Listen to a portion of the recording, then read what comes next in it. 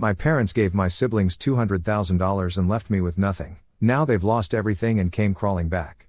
But I made them regret it. I'm Michael, 27 years old.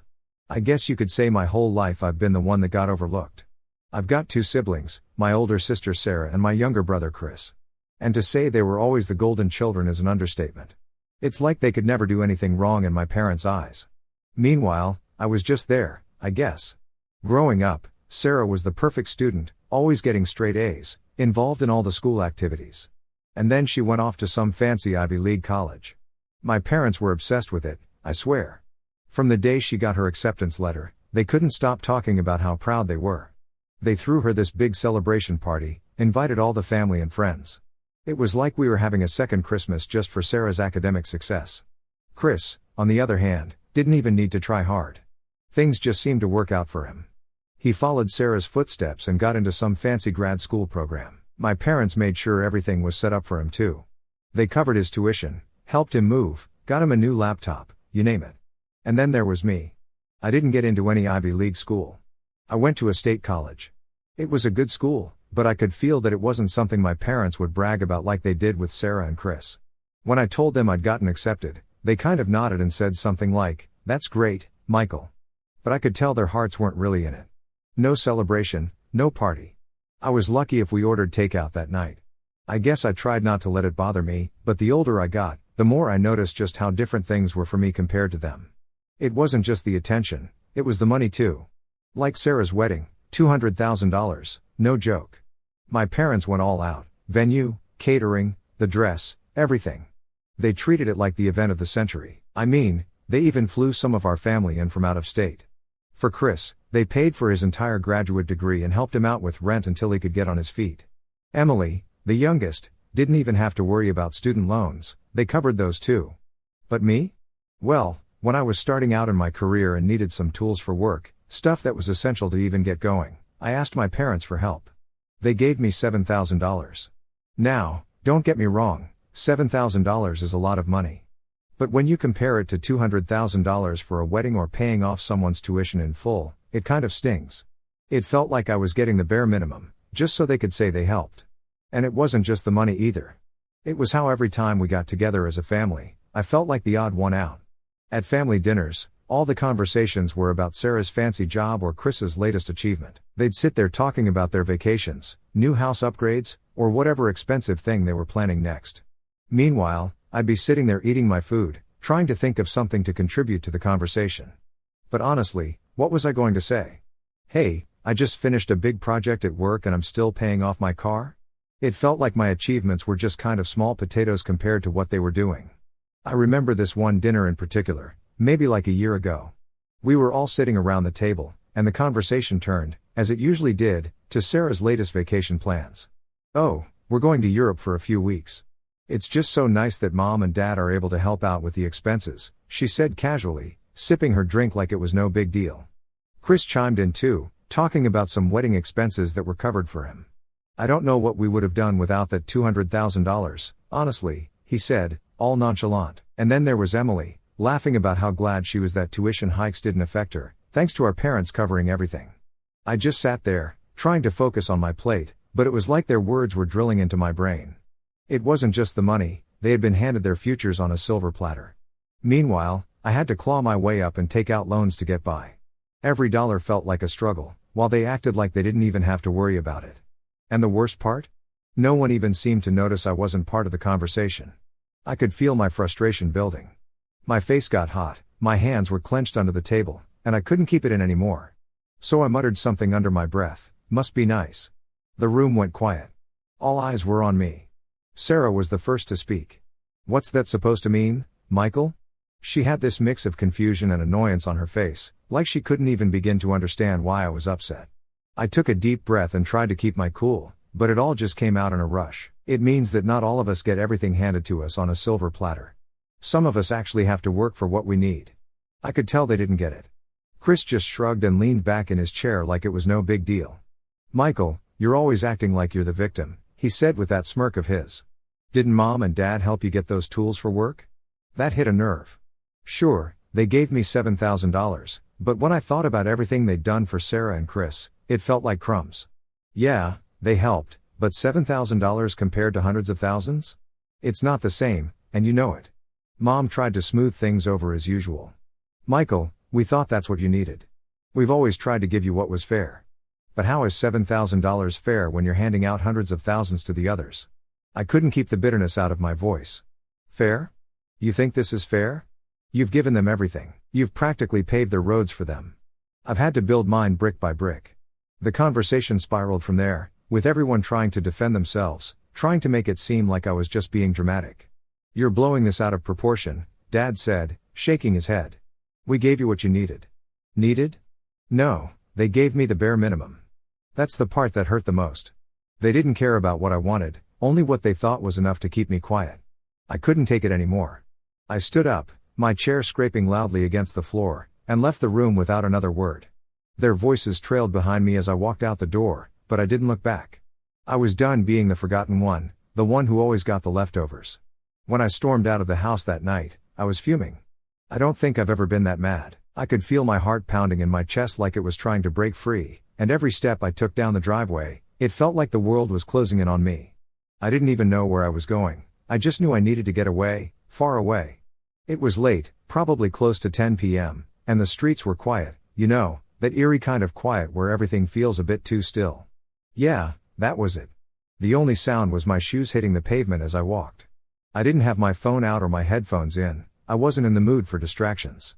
I needed to think. As I walked, the memories of that dinner replayed in my head on a loop, Chris's smug face, Sarah's condescending questions. It was like they were all living in this bubble of privilege and didn't even notice how suffocating it was for me. They were all in their happy little world, and I was just the outsider looking in. The more I thought about it, the more frustrated I got. I kept asking myself, why didn't I say more? Why didn't I really let them have it? But then I realized, no matter what I said, it wouldn't have made a difference. It was like talking to a brick wall. They had their version of events, and I had mine, and there was no way those two things were ever going to match up. I ended up walking to this park that I used to hang out in when I was a kid. It wasn't far from the house, maybe a 15-minute walk. There was this old bench near the playground, kind of hidden in the corner by some trees. It was one of those places you go when you just need to get away from everything, and that's exactly what I needed. I sat down, leaning back against the cold wood, and just stared up at the sky. It was one of those clear nights where you could see all the stars. Normally, I'd find it calming, but that night, it didn't help. All I could think about was how unfair everything was, how I'd spent my whole life trying to measure up, only to be left with scraps while my siblings were given everything on a silver platter. My phone buzzed in my pocket, and for a second, I debated not looking at it, but curiosity got the best of me, so I pulled it out. Of course, it was a text from Emily. Michael, where did you go? You need to come back. Let's talk about this. Talk? Yeah, right. I'd heard that before. Talking never fixed anything in my family. It was always the same old story, Mom and Dad explaining why things were the way they were, and me being told to just accept it. But this time, I wasn't in the mood for more excuses. I didn't respond to the text, I just shoved my phone back in my pocket.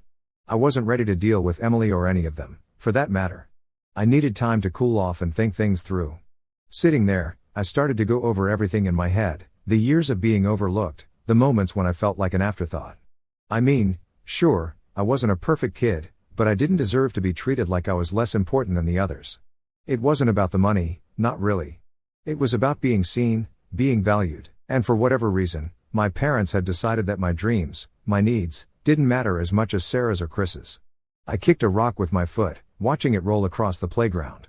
I couldn't stay out there forever, even though the idea of never going back to that house was tempting. Eventually, I had to figure out what I was going to do. But for now, I just needed to be alone. I don't know how long I sat there, but after a while, the cold started to creep in. Fall was just around the corner, and the nights were getting chillier. I pulled my jacket tighter around me, feeling the wind cut through the thin fabric. I thought about heading home, but the idea of walking back into that house, facing them after everything that had happened, felt unbearable. My phone buzzed again. This time, it was a call. Emily's name flashed across the screen.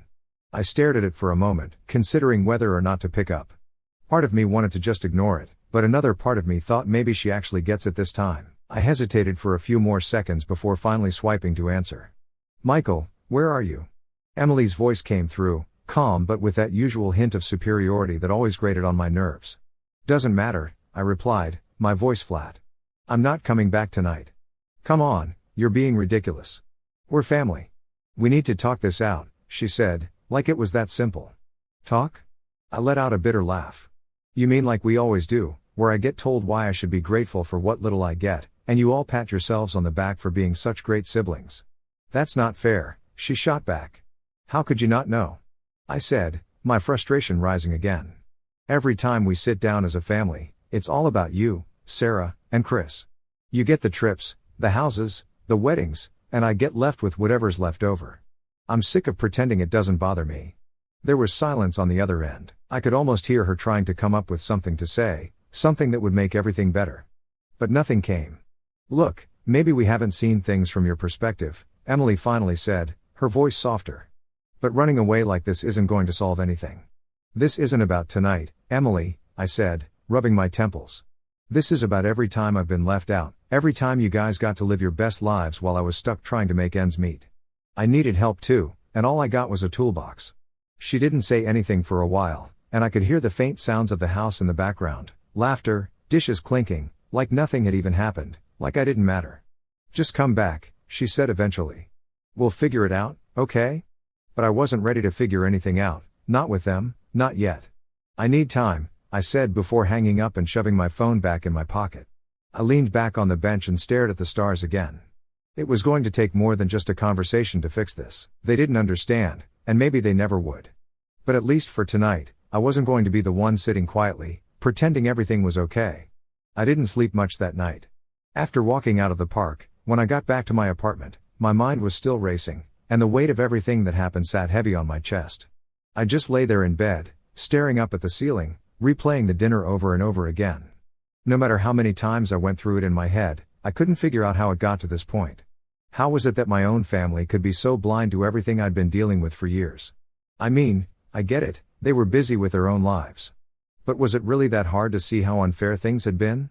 As the hours ticked by, I started thinking deeper about what had happened, not just at dinner, but everything that led up to it. All the years of being left out, all the moments I'd brushed off as no big deal when really they had been building up, one on top of the other. I realized that this wasn't just some one-time thing. This had been going on for as long as I could remember. It wasn't just about the money. Sure, the financial stuff hurt, but it was more than that. It was about how I'd been treated, how I'd always been the one who had to fend for myself while they were being taken care of. I was the one who had to figure things out on my own. And honestly, it wasn't even like I wanted their help. I just wanted them to see me, to acknowledge that I existed and that my life mattered just as much as Sarah's and Chris's. As I lay there in bed, staring into the darkness, I realized something else.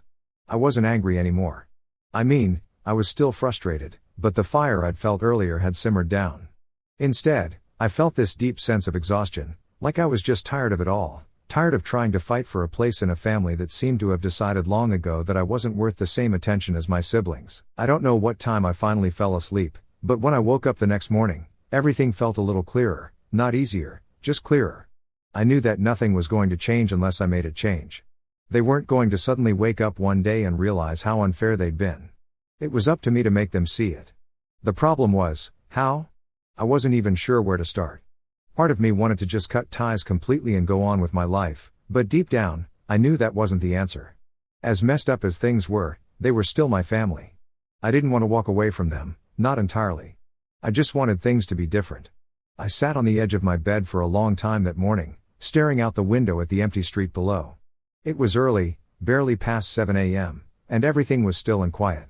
I couldn't stop thinking about all the times I'd tried to bring up these issues before, how I'd hinted at the unfairness, only to be brushed off or told I was overreacting. But I wasn't overreacting, I just never had the chance to really lay it all out for them. That's when it hit me, the only way they were going to understand was if I showed them, plain and simple. I needed to spell it out in a way they couldn't ignore or argue against. Numbers don't lie, right? I wasn't sure if they'd listen, but at least they wouldn't be able to dismiss me as dramatic or jealous like they had so many times before. I spent the rest of the morning digging through old files, emails, bank statements, anything that could help me make my point.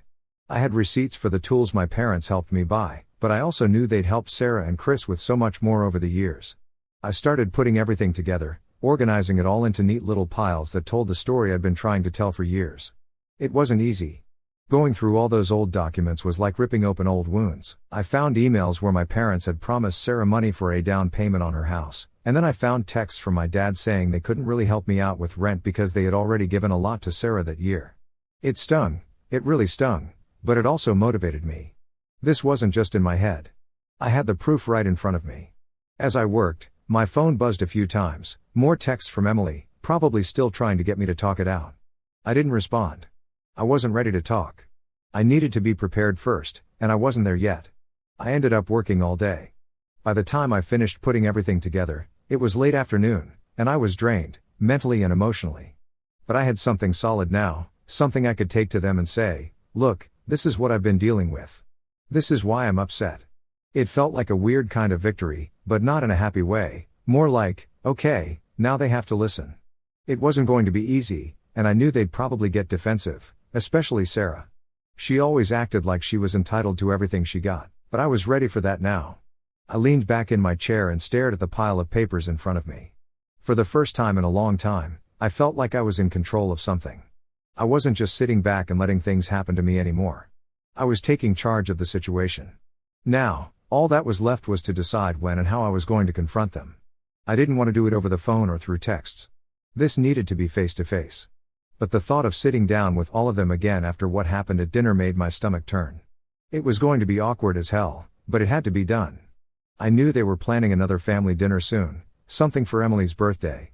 The timing wasn't great, who wants to ruin a birthday? But honestly, when was there ever a good time to bring this stuff up? There wasn't. And I wasn't about to wait around for another year, hoping things would magically get better. So that was it. I'd confront them at Emily's birthday dinner. It wasn't going to be pretty, and it definitely wasn't going to be easy, but it was time to stop pretending like everything was fine.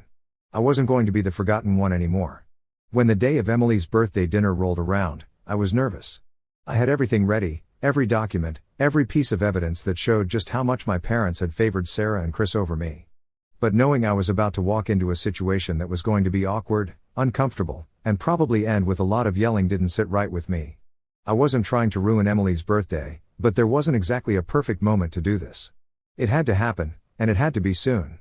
I got to my parents' house a little early, probably to give myself time to calm my nerves. When I walked in, everything seemed normal, like nothing had happened a few nights ago at that disaster of a family dinner. Mom was bustling around the kitchen, putting the finishing touches on dinner, and Dad was out back grilling something on the barbecue like he always did when the weather was nice. Emily was sitting on the couch, scrolling through her phone, completely oblivious to what was about to go down.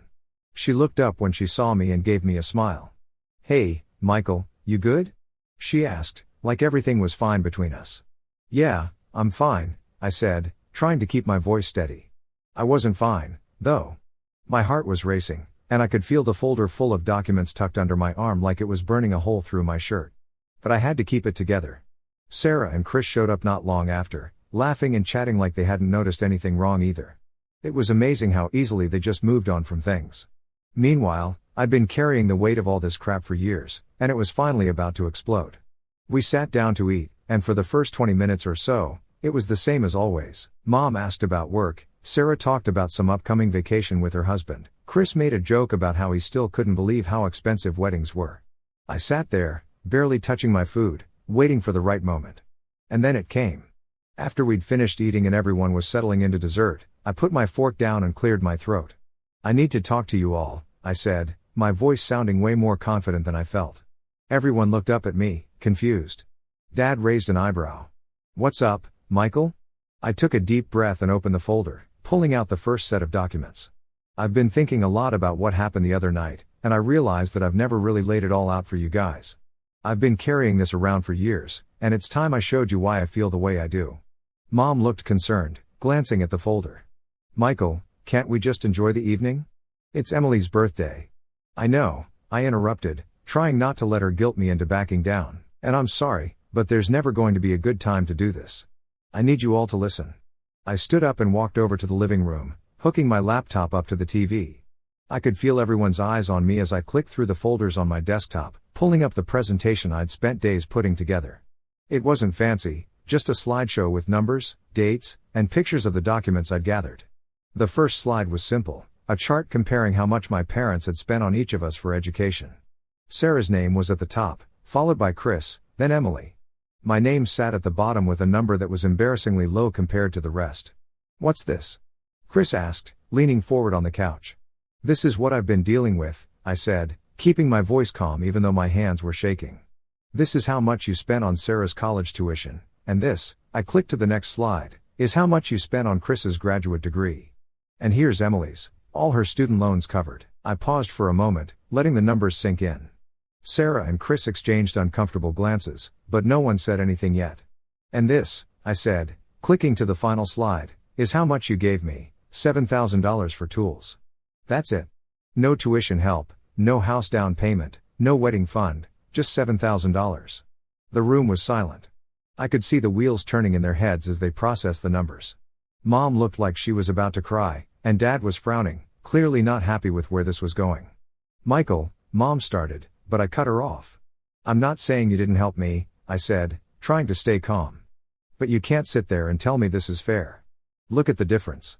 You gave them everything they needed to get ahead, and I got leftovers." Dad sighed and leaned back in his chair, crossing his arms. "We gave you what we thought you needed, Michael. You didn't ask for help with school." "I didn't ask because I knew you wouldn't offer," I shot back, "and I shouldn't have to beg to get the same support Sarah and Chris got. You just handed it to them. You didn't even think twice." Sarah, who had been quiet up until now, finally spoke. "Michael, why are you bringing this up now? We never knew you felt this way." "Because every time I've tried to bring it up, you've all brushed me off," I said, my frustration creeping into my voice. "Every time I've hinted that maybe things aren't as fair as you think, you've told me to stop being dramatic or that I should be grateful for what I got. But it's not about the money. It's about how you've all made me feel like I don't matter as much as you." Emily looked down at her plate, clearly uncomfortable with the whole thing. "I didn't know it was this bad, Michael," she mumbled. "That's the point," I said, clicking off the presentation. "None of you knew because none of you bothered to look. You were all too busy living your perfect lives, and I was just there, trying to keep my head above water." There was a long pause after that. Mom wiped a tear from her eye, and Dad was still frowning, but no one argued. For the first time, I felt like maybe, just maybe, they were starting to understand. "I'm not asking for an apology," I said, breaking the silence. "I just wanted you to see what I've been dealing with. I wanted you to understand why I feel the way I do." The room stayed quiet, and I could feel the tension in the air. No one knew what to say, and honestly, that was fine with me. I didn't need them to say anything.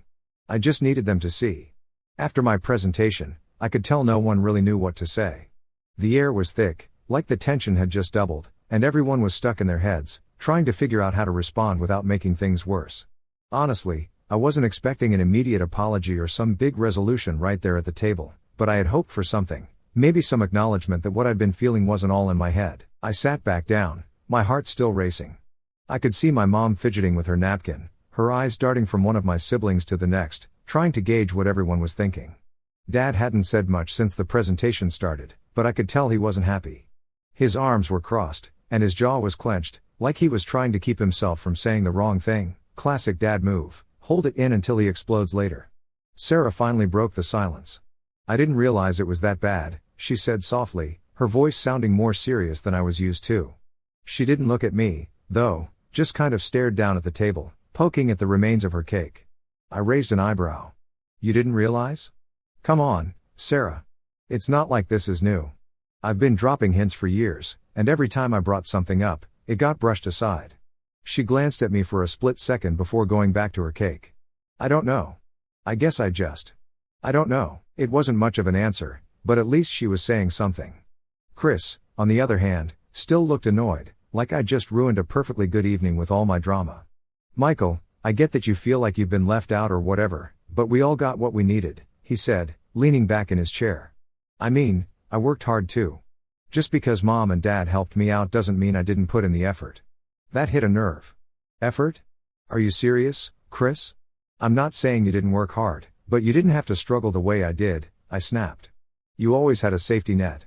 Mom and Dad were there for you every step of the way, making sure you had everything you needed.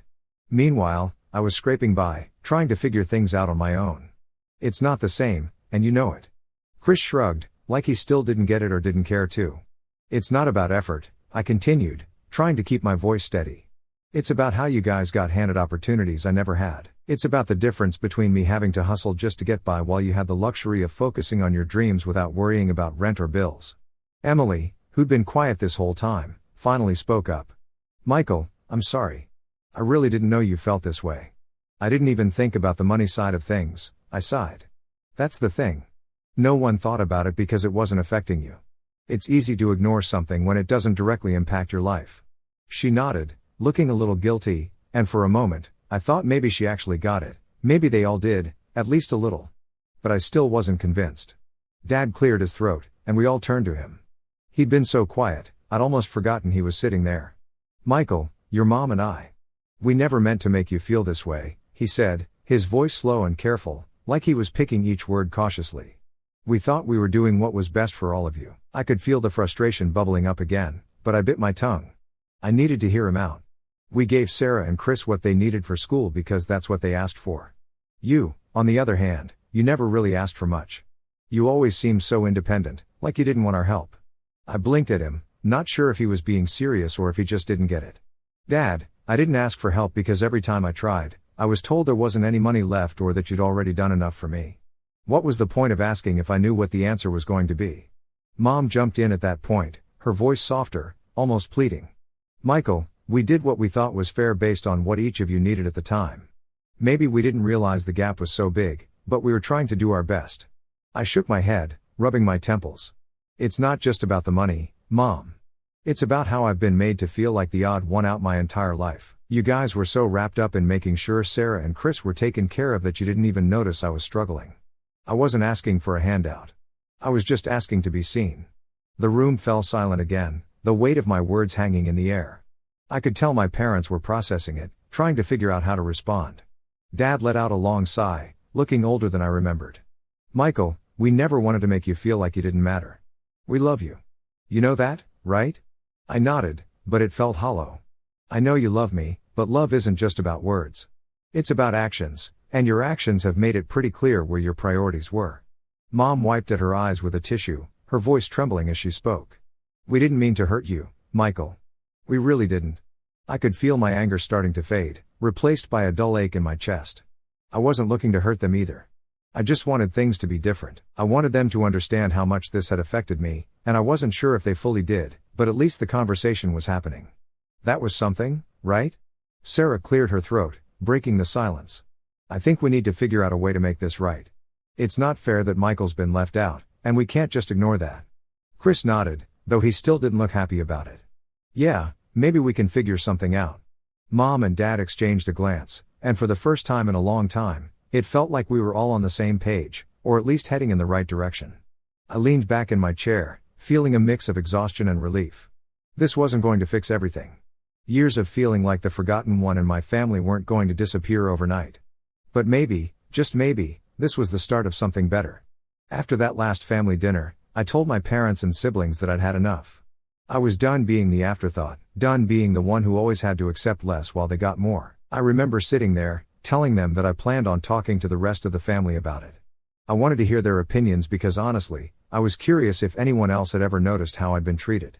That's when my dad, of all people, turned to me with this cold look on his face. Michael, you should just be happy with what you got, he said. If you don't like it, then maybe you should leave. That hit hard. I mean, I always knew where I stood with them, but hearing it so bluntly like that, it felt like the last nail in the coffin. So I did exactly what he said. I left, not just that night, but for good. From that point on, I decided to focus on me. I had wasted too much time trying to get their approval, trying to make them see me as an equal. It wasn't worth it anymore. I threw myself into my work, into building the life I wanted without them weighing me down. I knew I had potential, and I wasn't going to let their lack of support hold me back any longer. It wasn't easy at first. Walking away from your family isn't something you can just do without feeling some guilt.